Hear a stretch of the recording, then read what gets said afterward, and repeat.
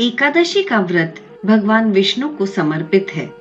अपने नाम स्वरूप ये एकादशी मोक्ष प्रदान करने वाली मानी जाती है। मोक्षदा एकादशी का व्रत करने से पाप खत्म हो जाते हैं और पूर्वजों को भी इससे मोक्ष मिलता है। मोक्षदा एकादशी हिंदू पंचांग के अनुसार मार्गशीर्ष के महीने में शुक्ल पक्ष के दौरान एकादशी पर पड़ती है। मोक्षदा एकादशी विशेषकर वैष्णवों या भगवान विष्णु के उपासकों के लिए एक शुभ दिन मानी जाती है, क्योंकि इसी दिन श्री कृष्ण ने अर्जुन को गीता का उपदेश दिया था। इस साल मोक्षदा एकादशी की तिथि को लेकर भ्रम की स्थिति है। जाने मोक्षदा एकादशी सही तिथि, मुहूर्त और महत्व। साल 2023 की अंतिम मोक्षदा एकादशी 22 और 23 दिसंबर 2 दिन मनाई जाएगी।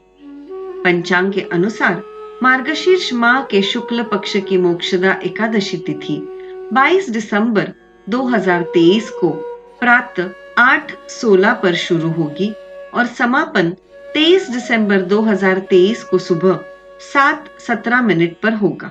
ये व्रत मोक्ष देने वाला तथा चिंतामणि के समान सब कामनाएं पूर्ण करने वाला है, जिससे आप अपने पूर्वजों के दुखों को खत्म कर सकते हैं। इसका महात्म्य मोक्षदा एकादशी के कथा के माध्यम से आइए चलिए जानते हैं। गोकुल नाम के नगर में वैखानस नामक राजा राज्य करता था। उसके राज्य में चारों वेदों के ज्ञाता ब्राह्मण रहते थे। वह राजा अपनी प्रजा का पुत्रवत पालन करता था। एक बार रात्रि में राजा ने एक स्वप्न देखा कि उसके पिता नरक में है। उसे बड़ा आश्चर्य हुआ। प्रातः वह विद्वान ब्राह्मणों के पास गया और अपना स्वप्न सुनाया। कहा, मैंने अपने पिता को नरक में कष्ट उठाते देखा है। उन्होंने मुझसे कहा कि हे पुत्र, मैं नरक में पड़ा हूं, यहां से तुम मुझे मुक्त कराओ। जब से मैंने ये वचन सुने हैं तब से मैं बहुत बेचैन हूं। चित्त में बड़ी अशांति हो रही है। मुझे इस राज्य, धन, पुत्र, स्त्री, हाथी, घोड़े आदि में कुछ भी सुख प्रतीत नहीं होता। क्या करूं? तब ब्राह्मणों ने एक सुझाव देते हुए कहा, हे राजन, यहाँ पास ही भूत, भविष्य, वर्तमान के ज्ञाता पर्वत ऋषि का आश्रम है। आपकी समस्या का हल वे जरूर करेंगे। ऐसा सुनकर राजा मुनि के आश्रम पर गया। उस आश्रम में अनेक शांत चित्त योगी और मुनि तपस्या कर रहे थे। उसी जगह पर्वत मुनि बैठे थे। राजा ने मुनि को साष्टांग दंडवत किया। मुनि ने राजा से सांगोपांग कुशल पूछी।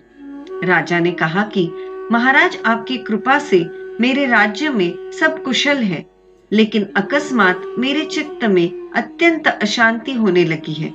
ऐसा सुनकर पर्वत मुनि ने आंखें बंद की और भूत विचारने लगे। फिर बोले, हे राजन, मैंने योग के बल से तुम्हारे पिता के कुकर्मों को जान लिया है।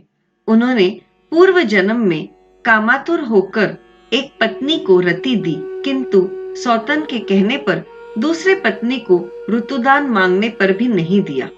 उसी पाप कर्म के कारण तुम्हारे पिता को नरक में जाना पड़ा। तब राजा ने कहा, हे मुनिवर, इसका कोई उपाय बताने का भी कष्ट करे। तब पर्वत मुनि बोले, हे राजन, आप मार्गशीर्ष मोक्षदा एकादशी का उपवास करें और उस उपवास के पुण्य को अपने पिता को संकल्प कर दें। इसके प्रभाव से आपके पिता की अवश्य नरक से मुक्ति होगी। मुनि के ये वचन सुनकर राजा महल में आए और पर्वत मुनि के कहे अनुसार कुटुंब सहित मोक्षदा एकादशी का व्रत किया और उपवास का पुण्य अपने पिता को अर्पण कर दिया। इसके प्रभाव से उनके पिता को मुक्ति मिल गई और वे स्वर्ग चले गए। मार्गशीर्ष मास की शुक्ल पक्ष की मोक्षदा एकादशी का जो व्रत करते हैं, उनके समस्त पाप नष्ट हो जाते हैं। इस व्रत से बढ़कर मोक्ष देने वाला और कोई व्रत नहीं है।